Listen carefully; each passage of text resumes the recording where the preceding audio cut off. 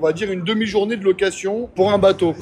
Combien ça pourrait coûter? Alors, ça, sur le site, ça varie entre 70 et 110 euros la demi-journée. D'accord. C'est Embarque.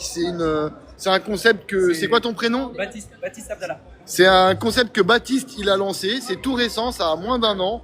Et ils sont en train de se développer avec leur site. Si vous êtes possesseur de flotte tube, de kayak, de bateau et que vous avez envie de vous lancer dans l'aventure de location, bah vous pouvez aussi rentrer en contact. Comment ça se passe si quelqu'un il veut mettre à disposition par exemple son bateau? Comment ça se passe? Il va sur embarque.fr. Ok. Il clique sur le lien enregistrer mon embarcation. Il suit le procédé pour enregistrer son embarcation. Ok. Et donc c'est relativement simple, intuitif.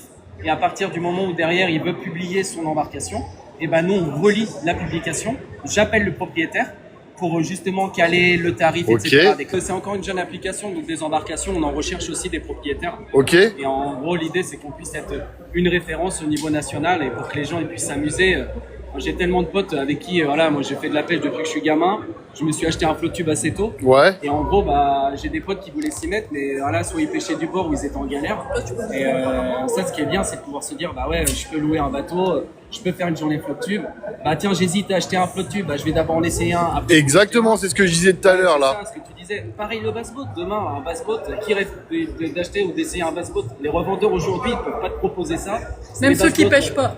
Et donc moi, demain, j'aimerais tellement pouvoir me dire, bah tiens, je loue un bass-boat sur une journée bah en fait, le produit n'existe pas. Sur le site, on est à une quarantaine d'embarcations, entre 29 et 35. Un peu répartis un peu partout en France. Ouais. Et si le bateau il est équipé d'un sondeur, d'un moteur électrique, tout ça, forcément, je pense que le coût de la location, il peut évoluer un petit peu. Il peut augmenter. Soit c'est compris dans la location, soit le propriétaire il dit que c'est une option.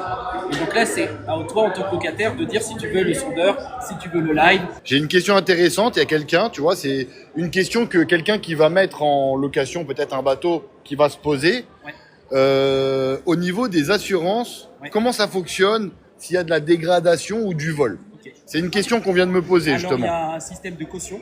Donc du coup, le propriétaire, il choisit la caution qu'il souhaite. Donc, si en fonction de ton bateau, tu peux mettre 500, 1000, 2000 euros de caution. S'il y a une problématique sur le bateau, le propriétaire récupère la caution. Du coup, ça, déjà, c'est récupéré. S'il y a un autre dommage, c'est la responsabilité civile de la personne qui loue. Donc le propriétaire, il est couvert.